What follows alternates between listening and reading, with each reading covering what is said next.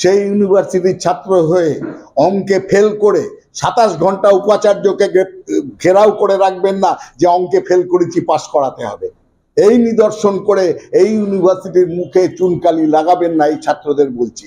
হাইকোর্টে যাচ্ছেন, যান না।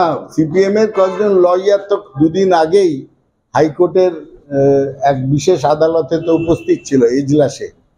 সেখানে যখন জাস্টিস তীর্থঙ্কর ঘোষ প্রশ্ন করছে যে মন্ত্রী গিয়েছিলেন, পুলিশ কি করছিল, পুলিশের তো ক্যাম্পাসে ঢোকায় কোনো বারণ নেই, ক্যাম্পাসে তারা শান্তি রক্ষার জন্য ঢুকতেই পারেন। কে বলছেন? তীর্থঙ্কর ঘোষ, জাস্টিস তীর্থঙ্কর ঘোষ বলছেন। তাকে কে সাপোর্ট করছে? সিপিএম এর লয়াররা সাপোর্ট করছেন। বলে হ্যাঁ দেখুন পুলিশ কতখানি অপদার্থ, তারা মন্ত্রীর তাকে তার সেফটি দিতে পারলো না। এটা আজ থেকে 3 দিন আগের সওয়াল জবাব হচ্ছে হাইকোর্টের বুকে। আর সেই সিপিএম আজকে আবার বলছে কেন পুলিশ ঢুকেছে। সেদিন বলছে পুলিশ ঢোকাই উচিত ছিল, পুলিশ অপদার্থ, কেন ঢুকে শান্তি রক্ষা করতে পারেনি যাদবপুরের মধ্যে, এটা পুলিশের দোষ। আর আজকে যখন পুলিশ ঢুকে ওই কথার পরে তীর্থঙ্কর ঘোষের মানে কোর্টের কথার পরে যে কোনো সময় শান্তি রক্ষার জন্য পুলিশ যাদবপুর ক্যাম্পাসে ঢুকতে পারে, তখন ঢোকাতে এখন কি গায়ে ফসকা পড়ছে? আমি সিপিএম কে বলবো, এসএফআই কে বলবো, কোর্টে দাঁড়িয়ে যেটা বলেন সাহস থাকলে সেটাও ক্যাম্পাসে দাঁড়িয়েও সেই কথা বলবেন। ক্যাম্পাসে একটা কথা বলবেন আর কোর্টে আর একটা কথা বলবেন। এই দ্বিচারিতার মধ্যে শুধু সিপিএম কেই বলবো যে আপনারা এর মধ্যে যাবেন না। পুলিশ মদ্যপ্ত অবস্থায় মেডিকেল কলেজে শুয়ে রয়েছে রাতে, এই পুলিশের উপর মানুষকে নিরাপত্তা দেওয়ার দায়িত্ব বিরোধীরা তো আপনাদেরকে কাঠগড়ায় তুলছে যে এই যদি পুলিশের অবস্থা হয় তাহলে মানুষ যাবে। সমাজের অবক্ষয়, সে পুলিশই হোক, সাধারণ লোকই হোক, বড় লোক হোক, গরিব লোক হোক, গ্রামের লোক হোক, শহরের লোক হয়, তাদের মধ্যে একজন দুজন আপনি পাবেন যে রাত্রেবেলায় মদ্যপ অবস্থায় রাস্তায় আছে কিংবা কারুর রোয়াকে আছে। এটা একটা সামাজিক অবক্ষয়ের চিহ্ন, ক্রস সেকশন অফ দ্য সোসাইটির চিহ্ন। এগুলো বাঞ্ছনীয় নয়, কিন্তু এখনো পর্যন্ত সারা পৃথিবীর কোনো সমাজ থেকে এইরকম অবক্ষয় বা এইরকম ঘটনা দূর করা যায়নি। এ তো বিজেপির তৈরি। বিজেপির এবং আরএসএস এর হিন্দুবাদী মনুবাদী যারা, তাদের দেওয়া ওবিসি কমিশনের যে কর্তা ব্যক্তিরা, তারা এটা বলছেন। আজকে সব থেকে বড় কথা, ওবিসি কথাটার অর্থটা আমরা যা বুঝি আদার ব্যাকওয়ার্ড ক্লাস।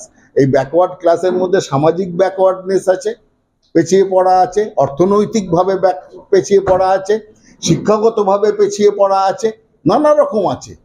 আজকে আমাদের প্রশ্ন হচ্ছে যারা অর্থনৈতিকভাবে পেছিয়ে পড়েছে, তারা যদি দেখা যায় তারা অন্য কোনো ধর্মের থেকে এসছে, সঙ্গে সঙ্গে আমরা ওবিসি তাদের থেকে কেড়ে নেব? এটা হচ্ছে মানুষকে আমরা মানবিক কারণে সাহায্য করতে পারবো কি পারবো না। আমাদের যিনি কনস্টিটিউশন তৈরি করেছিলেন আম্বেদকর সাহেব, তিনি দলিত নাগরিক ছিলেন। পরবর্তী ক্ষেত্রে তিনি বুদ্ধ ধর্ম নেন।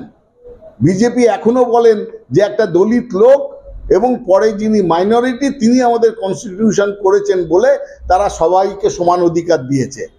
ওখানে একজন ব্রাহ্মণ থাকলে তিনি সবাইকে সমান অধিকার দিতেন না। এটা হচ্ছে বিজেপির মতামত, আমি নিজে শুনেছি তাদের বক্তব্য।